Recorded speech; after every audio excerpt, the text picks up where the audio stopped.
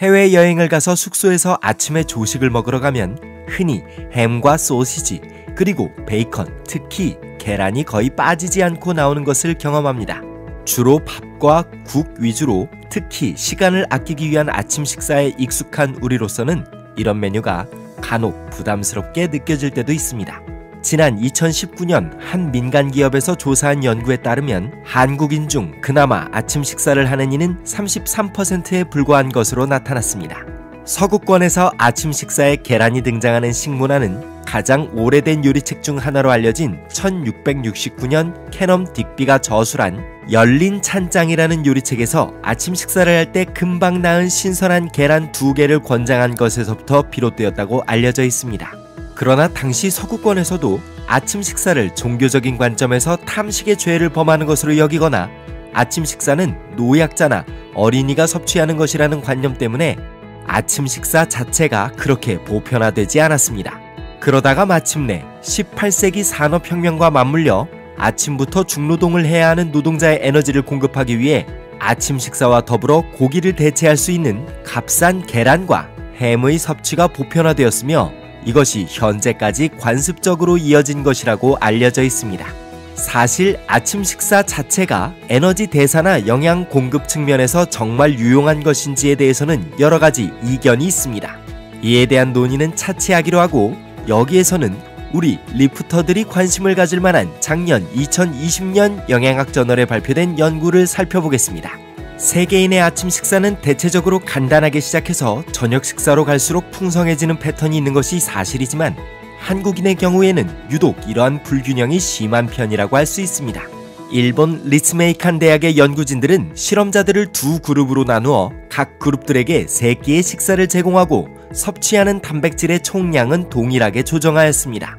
그러나 한 그룹은 체중 1kg당 아침에는 0.33g, 점심에는 0.46g, 저녁에는 0.48g의 단백질을 섭취하도록 하였고 다른 그룹은 아침에는 0.12g, 점심에는 0.45g, 저녁에는 0.83g을 섭취하도록 하였습니다. 즉, 한 그룹은 끼니당 섭취하는 단백질량이 거의 동일하도록 조정하였고 반면에 다른 그룹은 전형적인 아시아인의 식사 패턴과 유사하게 저녁으로 갈수록 단백질 섭취량이 많아지도록 조정하였습니다. 참가자들은 일주일에 3번씩 웨이트 트레이닝 운동을 실시하였습니다. 12주 후 실험자들을 대상으로 검사한 결과 단백질을 균등하게 섭취한 그룹에게서 39%나 많은 근육 성장이 나타났습니다. 또한 스트렝스 측면에서도 단백질을 균등하게 섭취한 그룹에게서 더 많이 증가한 것으로 나타났습니다. 결론적으로 하루에 섭취하는 총 단백질량이 같음에도 불구하고 아침과 점심에 단백질을 적게 섭취하는 식사 패턴이 근육 단백질 합성에 부정적인 영향을 미친 것입니다.